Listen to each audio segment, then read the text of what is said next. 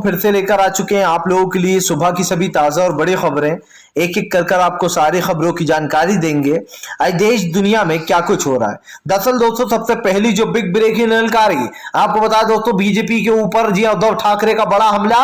बोले फर्जी कानूनी कार्रवाई हो रही है नवाब मलिक के ऊपर। समीर वानखेड़े के साथ साथ बीजेपी की भी खोली थी पोल, इसके बारे में आपको बताएंगे। वहीं पर दोस्तों अगली बिग ब्रेकिंग हम आपको बताएंगे दोस्तों, अखिलेश यादव का बीजेपी के ऊपर बड़ा हमला। बोले बीजेपी जब बौखला जाती है तो वो झूठी गिरफ्तारियां और झूठे जानबूझकर चुनाव के वक्त ही इस तरीके के मामले निकालती है, इसके बारे में भी आपको बताएंगे। वहीं पर दोस्तों अगली बिग ब्रेकिंग हम आपको बताएंगे दोस्तों, संजय रावत का बीजेपी के ऊपर हमला। बोले बीजेपी से बड़ा भ्रष्टाचारी और कोई नहीं, 2024 में देंगे इसका जवाब, इसके बारे में आपको बताएंगे। वहीं पर दोस्तों अगली बड़ी खबर में हम आपको बताएंगे दोस्तों, जी दरअसल आपको बता दोस्तों गाजीपुर बॉर्डर, जी दोस्तों आपको बता दें गाजीपुर बॉर्डर से सटीक जो संपत्ति थी दोस्तों 2 करोड़ की, जी आपको बताता चलूं दोस्तों 2 करोड़ की संपत्ति को कुर्क कर दिया गया है। अब आप समझिए दोस्तों किस तरीके की राजनीति की। मुख्तार अंसारी की 2 करोड़ की संपत्ति को कुर्क किया गया, इसके बारे में भी बताएंगे।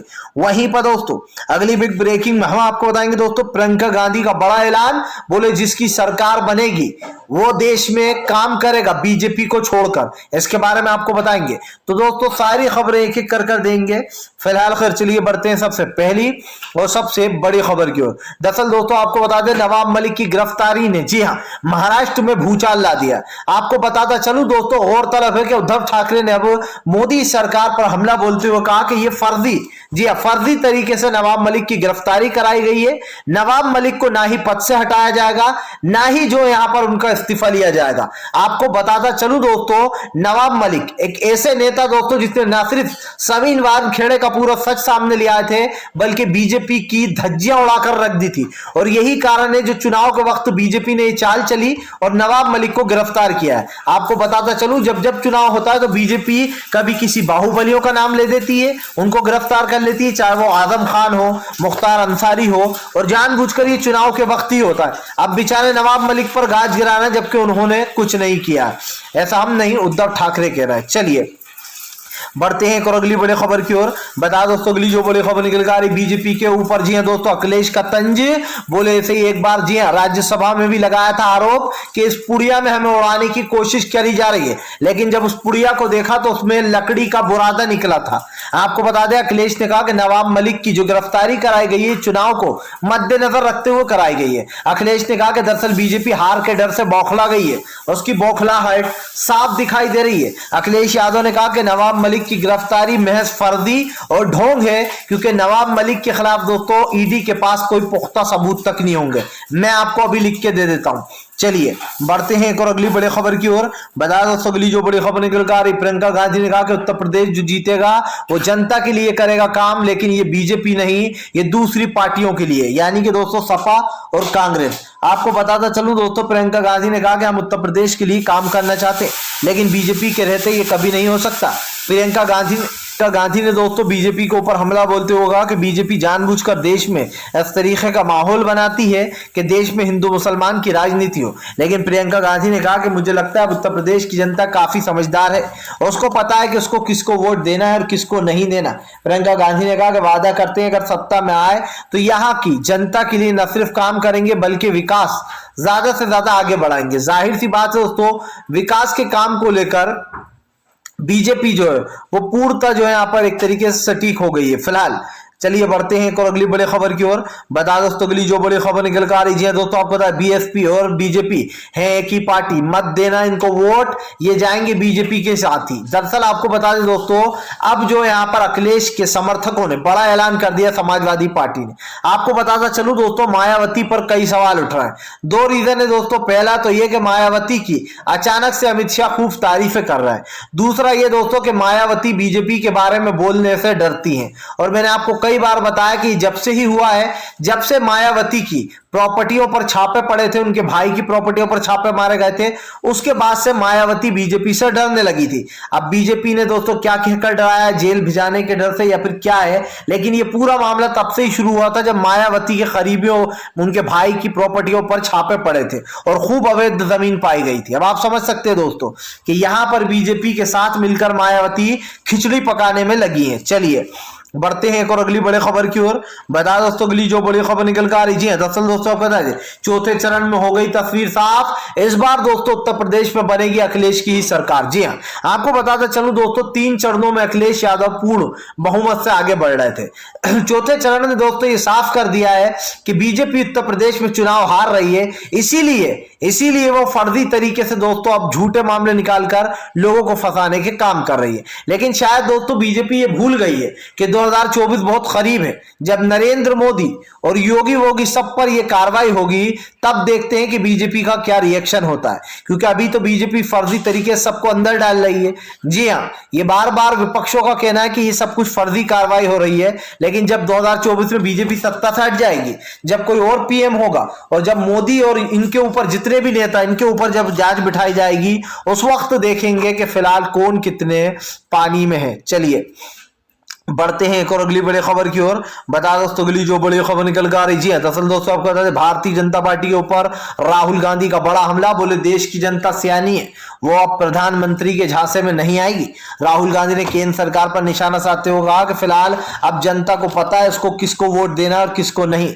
आपको बताता चलूं दोस्तों अखिलेश बोल रहा हूं कि राहुल गांधी ने बीजेपी पर हमला बोलते हुए कहा कि फिलहाल प्रधानमंत्री नरेंद्र मोदी ना ही देश के विकास पर बात करते हैं, ना ही बेरोजगारी पर।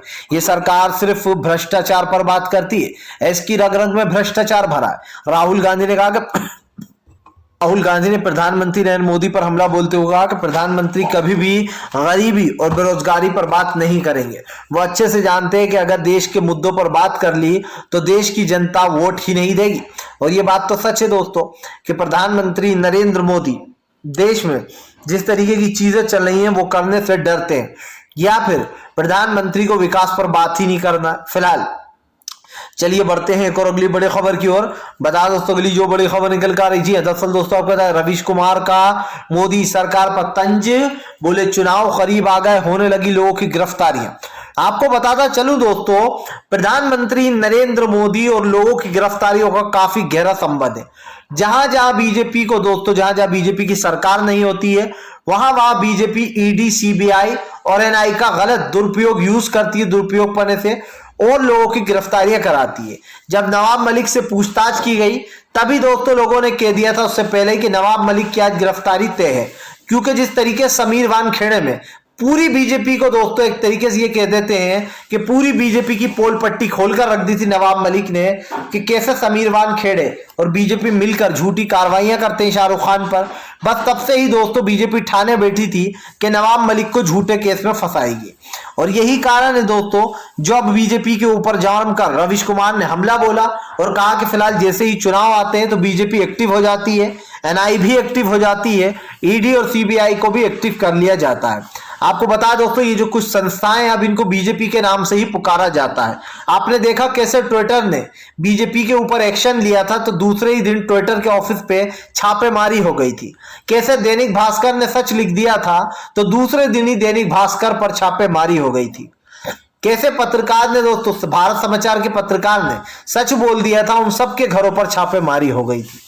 तो यही कारण है दोस्तों कि सच बोलने में, सच सुनने में मोदी सरकार को डर लगता है और ऊपर से ढोंग करते हैं कि हमारी और आलोचना करो। अरे मोदी जी अगर आपकी आलोचना कर दी तो आपका तो बुरा हाल ही हो जाएगा।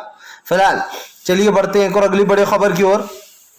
बता दो अगली जो बड़ी खबर निकल कर पीलीभीत के सांसद वरुण गांधी ने खोला बीजेपी के खिलाफ मोर्चा। बोले फिलहाल ट्रेन, जी हाँ दोस्तों आपको बता दें रेलवे स्टेशन, हवाई अड्डे सब बिकते चले जा रहे हैं, लेकिन अगर रेलवे में भी सरकार ने अपनी योजना लागू कर दी तो 5 लाख लोग बेरोजगार हो जाएंगे और इसकी जिम्मेदार होगी सरकार। आपको बताता चलूं दोस्तों पीलीभीत के सांसद वरुण गांधी हमेशा से चर्चाओं में रहे हैं। इनकी चर्चा में रहने का कारण एक ये भी है दोस्तों कि कहीं ना कहीं जो यहाँ पर जो वरुण गांधी है वो बीजेपी के खिलाफ ही बोलते हैं और यही बात बीजेपी को पसंद नहीं आती है। चलिए बढ़ते हैं एक और अगली बड़ी खबर की ओर। बता दोस्तों अगली जो बड़ी खबर निकल कर आ रही है दोस्तों, आपको बता दें संजय रावत का बीजेपी के ऊपर बड़ा हमला। बोले बीजेपी तैयार रहे क्योंकि 2024 में जब सत्ता पलट जाएगी तब हम इनके ऊपर कार्रवाई करेंगे। आपको बताता चलूं दोस्तों, नवाब मलिक की गिरफ्तारी को संजय रावत ने फर्जी और ढोंगी बताया। संजय रावत ने कहा कि बीजेपी जानबूझकर पुराने मामले निकाल रही है, पुराने और जो इनके लोग बीजेपी को उनको वॉशिंग मशीन में धोकर बिल्कुल क्लीन चिट दे दिए। अब आप समझिए दोस्तों, नवाब मलिक के खिलाफ जब से ही साजिश चल रही थी, जब से उन्होंने शाहरुख खान के बेटे को बचाया था और बीजेपी और समीर वानखेड़े की असलियत सामने लाए थे। फिलहाल दोस्तों हम तो यही कहेंगे कि नवाब मलिक का हंसता हुआ चेहरा मोदी सरकार के चेहरे पर लानत की वो बरसात हुई है, क्योंकि नवाब मलिक यहां पर हंस रहे हैं और बीजेपी को झटका देते हुए गए कि जाओ कर लो जो करना है, नहीं डरता।